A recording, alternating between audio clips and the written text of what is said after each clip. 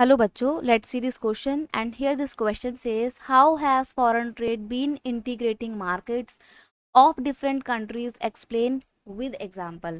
Question आपसे बोल रहा है कि फॉरेन ट्रेड जो है वो कैसे डिफरेंट कंट्रीज के मार्केट को इंटी इंटीग्रेट कर रहा है। फॉरेन ट्रेड आपको वो बताना है। देखो कैसे इंटीग्रेट करना है कर रहा है। फॉरेन ट्रेड होता है, फॉरेन ट्रेड में क्या होता है कि हमारे को अमेरिका का प्रोडक्ट भी मिल रहा है, इंडिया का प्रोडक्ट भी मिल रहा है, ब्रिटेन का प्रोडक्ट मिल रहा है, रशिया का प्रोडक्ट मिल रहा है, वर्ल्ड के अलग अलग कंट्रीज का प्रोडक्ट हमारे को इंडियन मार्केट में मिल रहा है। तो ये क्या है, ये फॉरेन ट्रेड की वजह से पॉसिबल हो रहा है।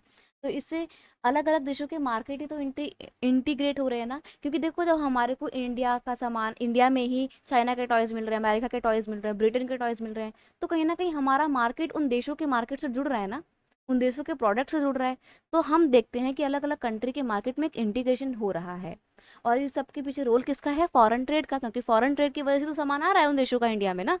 Foreign trade is integrating market of different countries by following ways. Number one, foreign trade create an opportunity for the producers to reach beyond the domestic market.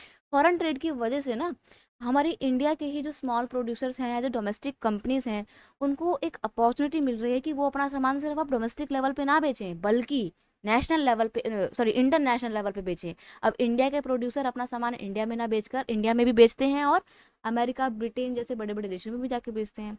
Tata Motors का आपने नाम सुना जरूर होगा, रतन रतन टाटा जी की कंपनी जो है, इस कंपनी की कार पता है आपको पूरे नेशनल लेवल पे नहीं बल्कि इंटरनेशनल लेवल पे बहुत ज़्यादा फेमस है। ठीक है, तो इससे एक हम कह सकते हैं ना कि टाटा की जो कंपनी है उसको फ़ायदा मिला है, उसको उसके पास एक अपॉर्चुनिटी आई है कि वो अब ना सिर्फ अपना सामान इंडिया में बेचे बल्कि ब्रिटेन वगैरह जैसे बड़े देशों में बेचकर भी अपना फ़ायदा कमाए। It helps to expanding the choices of goods beyond the domestic market. अब जो डोमेस्टिक मार्केट है ना, उसका जो दायरा है वो और ज़्यादा एक्सपैंड हुआ है। क्यों? क्योंकि वैरायटी में हमारे को गुड्स मिल रही है जिसमें हमें चॉइस करना पड़ता है। It is main channel connecting countries. Foreign trade ही है जो अलग अलग देशों को जोड़े रखा है, क्योंकि फॉरेन ट्रेड होता है तो सिर्फ गुड्स एंड सर्विसेज का ही एक्सचेंज नहीं होता है, बल्कि लोगों का आवाजाही होती है, आइडियाज़ का एक्सचेंज होता है, कल्चर का एक्सचेंज होता है ना। तो ये दो देशों को नहीं बल्कि वर्ल्ड के अलग अलग देशों को कनेक्ट करने का एक मेन सोर्स है, एक मेन चैनल है। For example, during the Diwali season, buyers in India have the option to buy either Indian or Chinese decorative lights and bulb। देखो दिवाली के टाइम पे इंडिया के कंज्यूमर के पास में चॉइस होती है ना कि या तो भाई आप इंडिया का बना हुआ सामान खरीदो, इंडियन गुड्स खरीदो, या फिर आप चाइनीज गुड्स खरीदो।